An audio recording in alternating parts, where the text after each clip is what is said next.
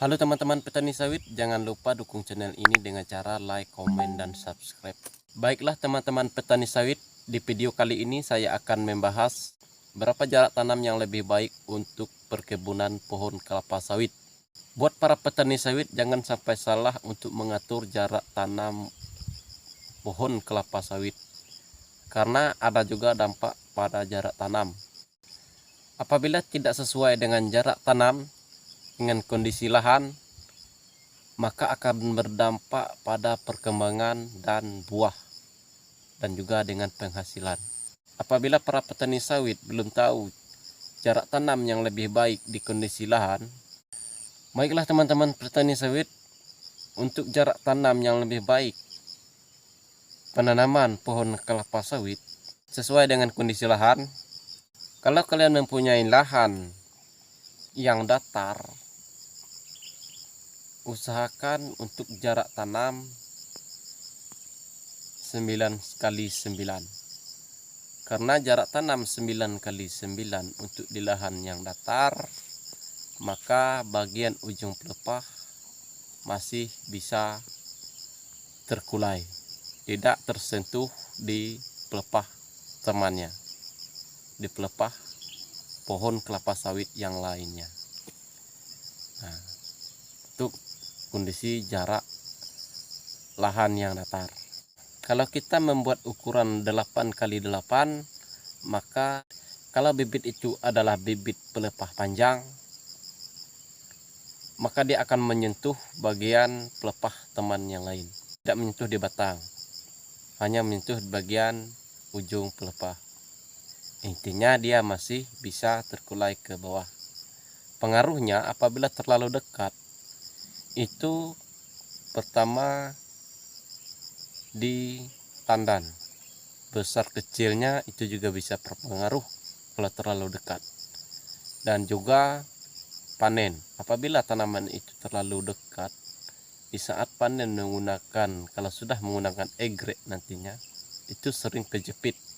Mata pisau egrek kita akan sering kejepit apabila jarak tanam itu terlalu dekat, karena pelepah itu selalu ke atas, tidak terkulai, tetapi dia ke atas. Otomatis ketika egrek itu masuk, maka dia akan kejepit. Itulah kalau jarak tanam sawit kita itu terlalu dekat. Kalau kita menggunakan bibit pelepah pendek, untuk lahan yang datar boleh menggunakan 8x8, karena kita sudah menggunakan pelepah pendek. Tetapi kalau untuk lahan yang lereng, berbukit, kita tidak perlu mengambil bagian lurus anjuran. Yang kita harus perhatikan yaitu bagaimana supaya bagian ujung pelepah itu tidak bertemu dengan bagian pangkal pelepah yang lain. Kalau untuk yang lahan lereng, usahakan bagian menurun, ya, bagian yang menurun kita buat kali 8 meter saja. Bagian menurun, ya, buat 8 meter, karena bagian menurun itu tidak bisa menemukan untuk tanaman yang di bawah dengan di atas, itu tidak bertemu lagi karena sudah tinggi sebelah tanamannya, maka dia tidak bertemu bagian pelepah. Untuk bagian mendatarnya tidak menurun kayak gini, bagian mendatar kayak segini, kita gunakan antara 9 dengan 10. Kalau yang saya gunakan 10, karena kalau kita bikin sama 8x8, maka bagian kepala lerengnya akan bertemu, pelepahnya akan terlalu dekat kalau kita menggunakan jarak tanam seperti itu. Yang lebih baiknya bagian nurun dibikin 8, di bagian yang atas dibikin 9 atau 10. Ada lebih baiknya dibikin 10, karena jarak menurunnya sudah 8. Jarak-jarak seperti itu akan lebih ideal dan akan lebih bagus. Kalau sudah menggunakan egrek panen pun akan lebih enak. dan juga perkembangan pertumbuhan pohon kelapa sawit kita akan lebih cepat dan lebih bagus. Kalau untuk ukuran 10 kali 10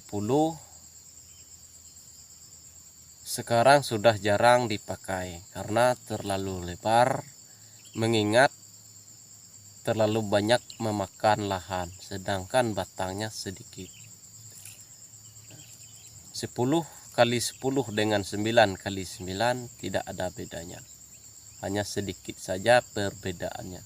Maka kebanyakan orang-orang menggunakan 9 kali 9 untuk lahan datar, 8 kali 9 atau 8 kali 10 untuk lahan berbukit.